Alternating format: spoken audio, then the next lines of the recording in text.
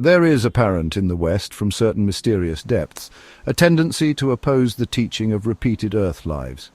An opposition to it as regards the future is noticeable in certain very enlightened circles amongst the English and Americas. That is the paradox to be noted.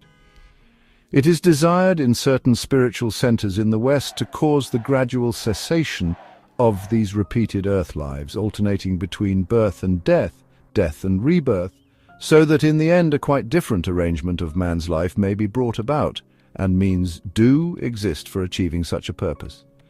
In certain Anglo-American circles, this is organized into a science.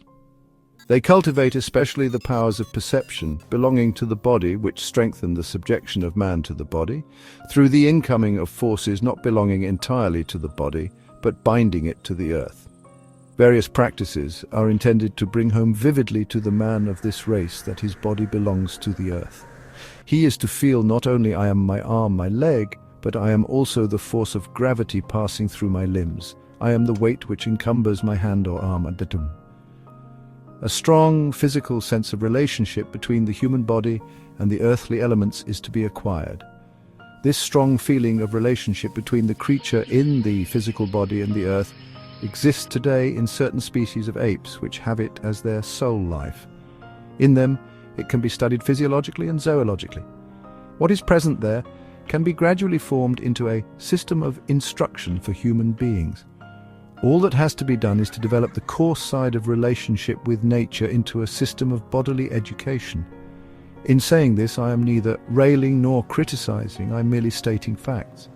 Thus, it will be possible to bring about a sort of practical Darwinism, intensifying the relation of man to what binds him to the earth in a certain sense, to monkeyify him. That is the practical side. It will be pursued through the intensive cultivation, ostensibly instinctive but in fact carefully directed, of sports and such like things.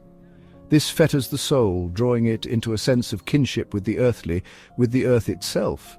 And so a spiritual ideal, such as I have described, is set up.